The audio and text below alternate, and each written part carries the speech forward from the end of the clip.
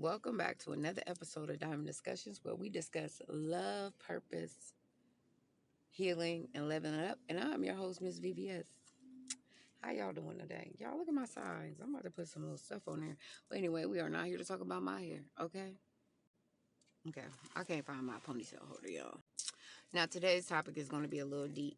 It is about when friendship becomes competition. And some of y'all know exactly what I'm talking about because you can feel it before you can explain it.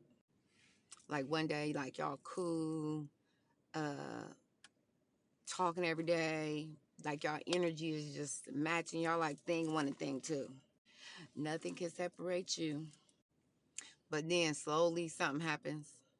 And it don't happen overnight. It happens like subtle. And y'all, I'm at the dentist office. I'm in my car. Well, I'm always at a doctor's appointment. Okay. So now when you wear something nice, like they critiquing it like, that's cute, but I don't like that. Or when you accomplish something, like the congratulations kind of feel forced, like they happy, but they ain't happy. Or when somebody else compliments you, they get quiet, like, And what's crazy is envy don't always look like hate at first. It might look like support with a little bit of tension behind it. Like some people like it better, like when you struggling, like when you are down in the dumps and or you done broke up or you just miserable and not happy. That's when they want to talk to you all the time. It's like as long as y'all on the same level, everything is cool, right? Like you ain't making more money than them. What's that saying? Like people like you as long as you're not doing better than them. Y'all know I be forgetting all these little sayings, but y'all know what I be talking about. Then as soon as you start like healing, maybe from some things, that trauma, and you start glowing up, you know what I'm saying? You start feeling better about yourself. Your confidence then shifted. You feel like you discovering who you're supposed to be and you're getting comfortable in that place. Now you're making them uncomfortable. And you also got to pay attention to the little jokes like, girl, you too much. Or I can't stand you. You think you cute. She thinks she cute. But it's like when you in tune, your spirit catches what they mouth trying to disguise. Like, was that a shot fired? And those are the things you got to pay attention to, like the constant little criticism. Like all of a sudden, everything you do is wrong. Like, you shouldn't do that. Or your clothes, or your hair, or your makeup, or just your dreams is too big. Or why you always laughing? Like, girl, why you always smiling?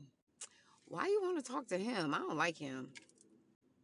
And that's the part that I used to miss. Like, I'm thinking that we're friends, but really you're trying to shrink me. We're going to go to the Bible on this. For where envying and strife is, there is confusion and every evil work. That's James 3:16. Envy creates confusion, like weird tension, like awkward energy, fake support. And then that confusion enters your friendship. And it don't just have to be in a friendship. It could be in a relationship. It could be in your family. It don't discriminate. It's like who you are becoming or who you're showing up as is not the person they want you to be. And then another thing that they do is create a false narrative. Like a false narrative about you behind your back. And you'll know when this happens because, like, say for instance, you go and you meet their family, or you go meet their other friends, or they're in a relationship and you meet their partner, and they're looking at you confused because they're looking for somebody bitter, jealous, messy, maybe flirtatious, arrogant, and attention seeking to show up, and you show up. And they're like, hold on. Like what you said about her don't match what I'm seeing. So the energy that they're expecting never shows up. And then they realize like she kind of cool for real. She's kind, she's respectful, she dresses nice. Just cool. And then that person still has to maintain a point about you to the other person that your character doesn't show up as. Like, that's not who she is. Like, she's really cool for real. And I say that a lot of times. Like, people may look at myself and my daughters and be like, mm. But when you get to know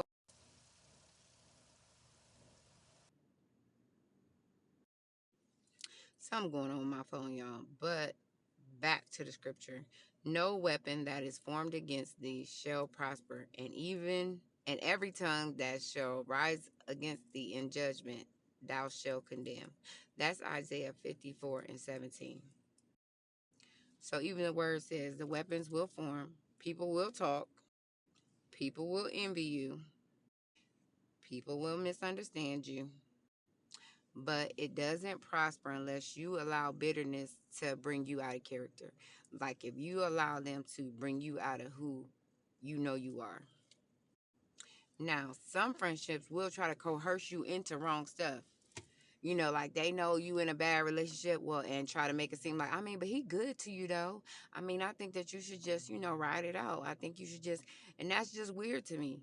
Like I'll be a friend and I'll see something, and I'll be like, well, listen, I saw this, and this. You know what I'm saying? And it's like 9 times out of 10, I have learned I don't tell nobody nothing about their man, because as soon as you tell them, they're gonna stop being friends with you. And they're gonna stay with the dude. Now your friendship is territorial. They kind of over talking you, want all the attention.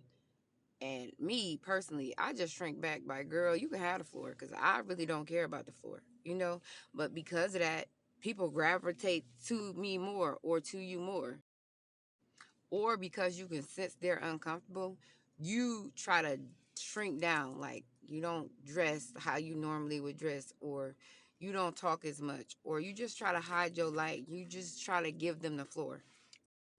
You just start dimming yourself to keep the peace because you really like the friendship. And it's like, girl, like none of this really matters to me. But if this is your lane, be in your lane, you can have it. I'm okay. And then I realized that real friends don't compete with you. Like I've always taught my kids that everybody has their own beauty. You know what I'm saying? Like there's no definition of beauty. You know what I'm saying? Like everybody brings their own thing to the table. You know what I'm saying? You could have a pretty personality. I don't know. I just always try to find the beauty in something or someone. But then I realized also that real friends don't compete. They're actually happy for you. When you achieve something, you accomplish something, like they're really supportive. Like I'm a supportive friend. Like I'm the type, if you got a new house, we in there. If you got a pool, I don't need a pool because you got a pool and you my friend. If you got a new car, oh shoot, my homegirl got the truck. We going out in the black truck today. You know what I'm saying? Like I'm that type of friend. Like I don't need it because you got it. But then we realize that everybody is not assigned to us forever. They are seasonal. There are lessons for us to learn for where we're going, or some people are distractions to keep you from where you're going. And then some people are just spiritually, that's your warfare forming against you. And you don't have to hate them, but you got to stop being ignorant to the red flags. You got to notice when the friendship has shifted. The backhanded compliments, the forced support, constant comparison, silent treatments after your wins. Y'all talk, they don't bring it up. Copying what you do while criticizing you about doing it, or just making you feel guilty. Talking down about you to others, always trying to humble you instead of encourage you. Now the word says bad company corrupts good character. That is, hold on a minute, 1 Corinthians 15:33. And sometimes exhaustion is not life. You could be exhausted from the company that you've been keeping. So the moral of this podcast is stop begging people to celebrate what God is elevating. Everybody cannot go where you're going. Everybody can't handle your growth. And everybody smiling and laughing with you is not smiling and laughing for you. Protect your peace, your energy, your spirit. Most of all, protect your purpose. We are no longer shrinking to make insecure people feel comfortable.